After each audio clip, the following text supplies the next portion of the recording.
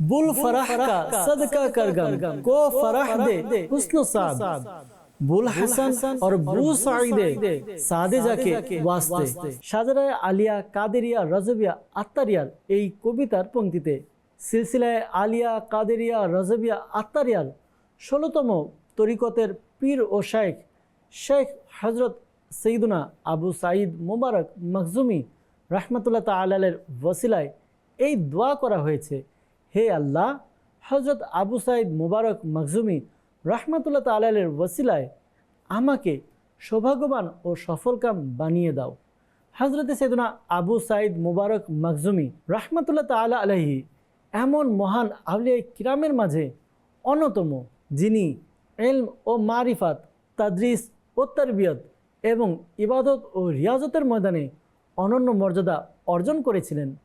তিনি শুধু তার যুগের জ্ঞান পিপাসু ও সালিকদের পথ নির্দেশই করেননি, বরং পরবর্তী প্রজন্মের জন্য হিদায়াত ও সৎ পথের প্রদীপ প্রজ্বলিত করে গেছেন।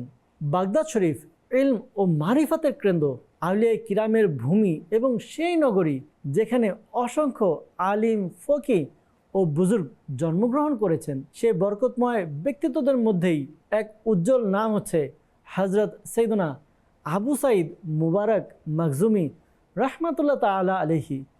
তিনি তার যুগের বিশিষ্ট উলামা ও প্রখ্যাত মাশায়েখদের নিকট থেকে দ্বীনি জ্ঞান অর্জন করেন।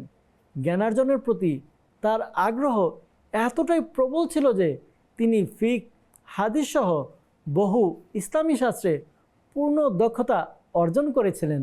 ইলমের পাশাপাশি আমলের সম্পদেও তিনি ছিলেন সমৃদ্ধ। এই কারণেই তিনি তার যুগের শ্রেষ্ঠ ফকি ও আকাবির আউলিয়া কিরামের অন্যতম হিসেবে পরিচিতি লাভ করেন।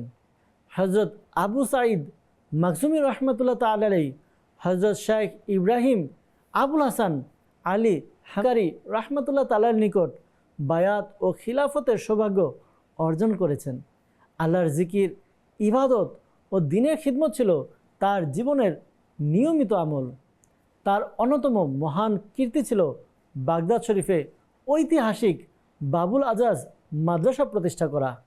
পরবর্তীতে এই মাদ্রাসা ইলম ও মারিফাতের এক বিশাল কেন্দ্রে পরিণত হয় এবং এখান থেকেই অসংখ্য আলিম ও মাশায়েখ জ্ঞান ও আধ্যাত্মিক ফয়েজ অর্জন করেন।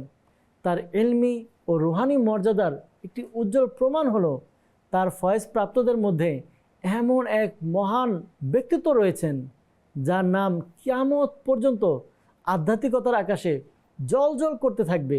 জি হ্যাঁ, সিলসিলায়ে কাদেরিয়ার মহান ইমাম মুহিউদ্দিন মাহবুবে সুবহানি হযরত সৈয়দনা শেখ আব্দুল কাদির জিলানি রাহমাতুল্লাহ তাআলা আলাইহি, যিনি ছিলেন হযরত আবু সাঈদ মখজুমি রাহমাতুল্লাহ তাআলা আলাইহি খলিফা।